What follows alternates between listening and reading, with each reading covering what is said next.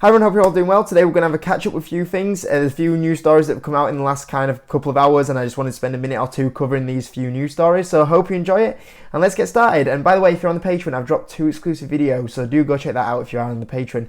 Now, first of all, the Fed. I never actually talked about the Fed since they increased their interest rates, so I thought I'd mention this for a few minutes. And once again, they hiked up the interest rates as expected, and it looks like, once again, there's no indication that a pause may be on its way, and this is just absolutely bonkers. This is the biggest threat to the stock market. Inflation is more than likely going to head into the 4% range this month. We're only 2% away from the Fed's 2% target, and they're still hiking up at the fastest rate that's ever been. It's just absolutely mind-blowing that inflation is going to be very close to 2% very soon, and they still keep hiking up interest rates. Not even a pause to kind of go, okay, let's just sit back and see if inflation does move down to the 2%.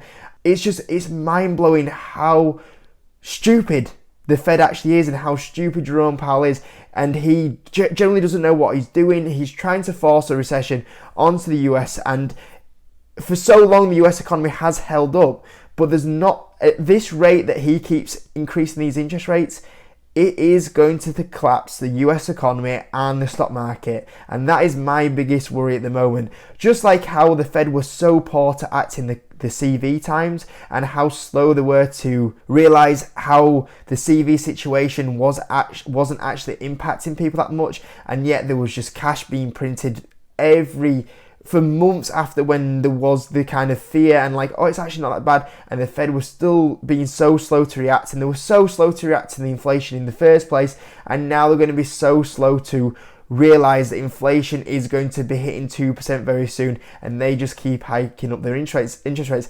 And it's like they've got blinkers on and they're not seeing what's going on out there. Once again, we've got another bank, US bank, that's going to be collapsing, and they are not noticing these things going on. There's companies' earnings. If you looked at Apple's earnings that came out last night, you're seeing the weakness in these companies' earnings starting to creep in. The US economy has done so well to last up until now, but it can't keep happening if the Fed keep doing this, and they're going to cause a recession and a stock market crash.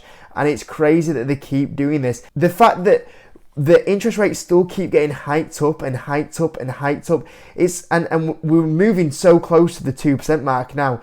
I mean, what are the Fed going to do? I mean, it's like, if we hit that 2% mark and the Fed just keep increasing them interest rates, you don't keep increasing interest rates until you hit the 2%, because when you do hit the 2%, what's going to happen?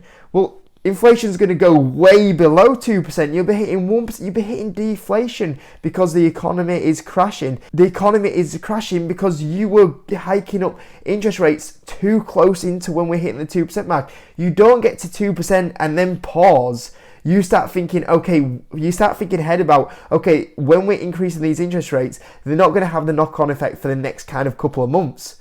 You've got to be thinking ahead. You've got to be braking before you get to the wall. And that's not what the Fed are doing. The Fed are going to hit the wall and then brake, and then that's going to cause another mess on the other side. And it's absolutely crazy what the Fed and Jerome Powell are doing right now. It's absolutely crazy. So, yeah, that is what it is at the moment. And hopefully they have a reality check before it is too late. But unfortunately, the more this is going on, the Fed should have paused at least this. They probably should have done it a meeting before, but they should have at least done it this time, and they haven't. And the longer they keep doing this, the knock-on effect it's going to have for the economy and for the stock market, and it does make me worried to see this going on. So yeah, that is the Fed anyway. A little bit of a minute on Apple. Apple brought their earnings out, and obviously they're starting to get affected by a weakening economy. You can see here that the revenue was down negative 2.5%. They did beat on EPS. I was actually really surprised to see shares up 2% in pre-market. Like, this is a company that's trading at a premium valuation. This is 28 times earnings. And sure, like, this isn't going to happen forever, and Apple's always going to be a premium company or premium valuation because it is a premium company. But realistically, this company is still sitting very much at like 52-week highs. It is very much, if you look at the 52-week high of 176 and it's currently 165, it's very close to 52 highs. And you look at the company's financials and you're like, does it deserve to be at these highs deserve to be trading at 28 times earnings. Now, this company isn't going to crash 50%, but surely the company should be down maybe 20-30% from highs while this pain is going on. And I think it's absolutely crazy, the valuation that Apple's currently sitting at, but hey, that's that. Next one, Shopify. So Shopify is a company that I own, and they had a mega day yesterday. I think at one point the stock was up 30%, which is crazy. And they actually made a very good move yesterday that I'm very happy about. So they actually brought out their earnings a day early. Their earnings were actually really good as well. So that was one thing why the stock was up. They also said they're going to reduce the workforce by 20%. Obviously, what does the market like at the moment? It likes companies that are obviously doing job cuts and efficiencies at the moment. The next thing was a change in the business model. So they're going to sell the logistic business to Flexport for 13% equity. I really like this because I've not been a fan of the logistics side of it. I can understand why they've tried to do it. I understand what the benefits could be in the long term. But the problem is this is a lower margin business, and there's a lot of cost to have a logistic business that's as competitive as, say, like an Amazon. And shout out to Amazon, it just show how hard it is to build up a logistic business as well, by the way. But the costs you have to be putting in extreme, and the margins are really low. And what has Shopify previously had? It's had very high margins because of its subscription-based model that it's had, its SaaS model that it's had. So it's been a company that's had good growth, good margins, and hopefully can move that into profitability. But because of the logistics and the cost they're having to be putting in, that's been dragging margins down. It's been dragging down the amounts of profitability they could potentially do, and it's a very low margin, which hasn't suited Shopify's previous business model. Now that factor's gone, and Shopify can go back to, especially with the price hikes that are coming in as well. If the price hikes stick and people are willing to pay the price hikes, it shows you that the Shopify business model is very sticky and a very good moat. And also you combine that with the higher margins now. It's very exciting that Shopify is going back to that sort of business model, and what profits they could basically be generating going forward now without this expensive logistics side that's weighing down the business. It should be very good for Shopify. So I can understand why the shares were up so much, because people don't really like this logistics side of the business, and also you come off the cuts and obviously good earnings as well. So good move from Shopify there. Anyway, Mercadolibre, they brought out their earnings. Their stock was actually up like 5%, and then it actually finished the day down 5%. So it's like a 10% swing on the day. And the earnings were so good. I mean, look at the EPS beat. It was a beat of 0.84. And the revenue grew 35% year over year, 660 million. This is the best bit once again. Look at the payment volume. The payment volume was up 96% year over year.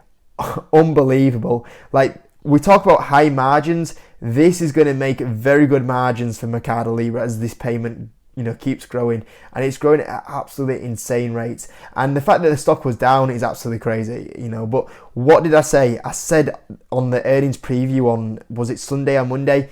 My ideal situation is where Mercadolibre brings out stunning earnings and then the stock drops. So if it can keep dropping, I'm happy, because I've always wanted to have a few more shares of this one.